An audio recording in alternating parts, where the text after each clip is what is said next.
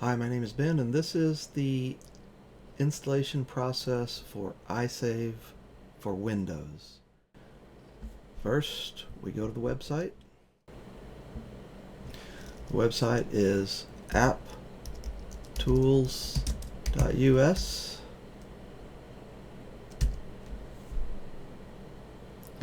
And you'll see that there are a few programs I'm working on. iSav is the one that's ready.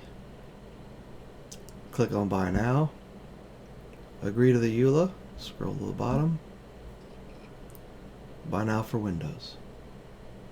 You will have to provide a valid email address because that's how you get your registration key. So be sure to supply a valid email address. Also note that the email address appears at the top of the iSav app. It'll say registered to the email address that you provide. Once you have purchased, you should receive a registration key in your email address as well as a download link. You can download it right here from this page or wait for the link to come to your email. When you download it, you will go to your downloads folder.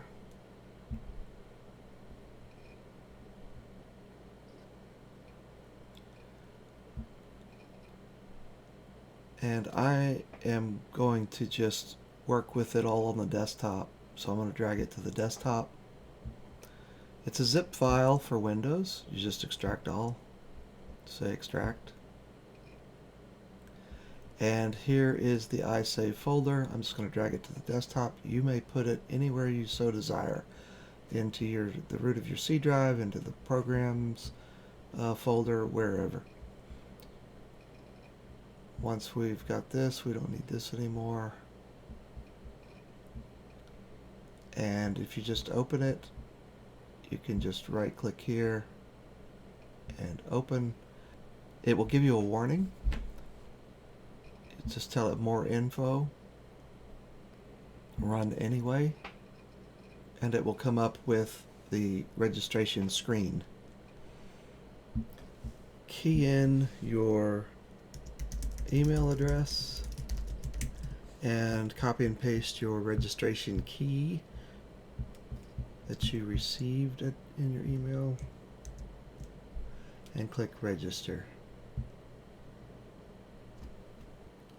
It will say iSav registered to your email address. Once it's been registered, it should now be functional. So you can add a folder, click on add. I have a test folder here in my documents. Just going to select that folder, and you can see that here's the path to the folder, and down in the file section lists all the files that are being monitored.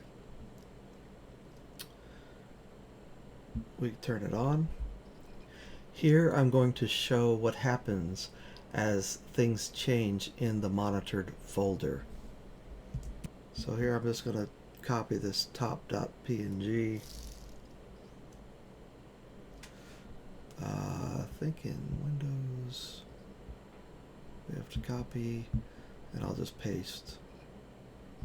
There's one, there's another, there's another.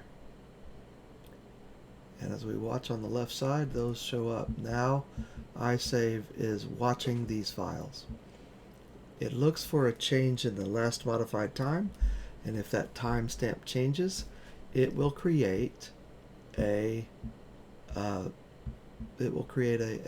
copy of the file with the embedded timestamp. Let's use this one. So I'm just going to make some changes here, and then we're going to save that, and that's test.txt. It saw that a change was made, and it copied that text file and embedded a timestamp, 2023, June 25th. What is that? 1:33:06. Today's Sunday.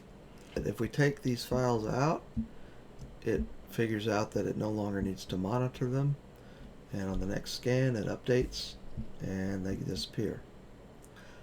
Now let me go over the help features.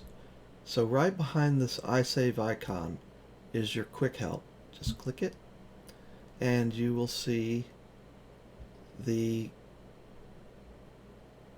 quick help screen.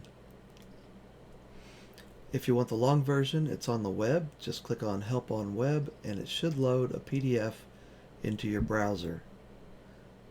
And here it is. It starts with the help screen. It goes into more details as you get through the page.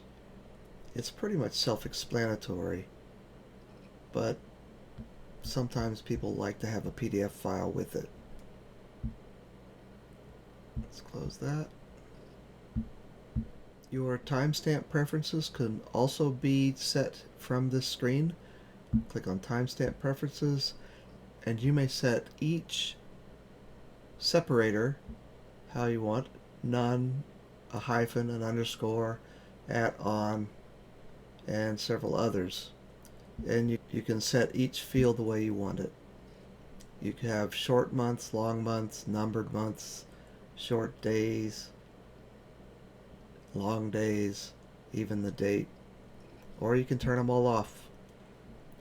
It tells you down here the minimum characters used for the timestamp that you have selected. The default timestamp length is 20. You can go all the way as short as a tilde number, which is a minimum of 2 until you reach 9. Then 10, of course, it goes up to 3. Your registration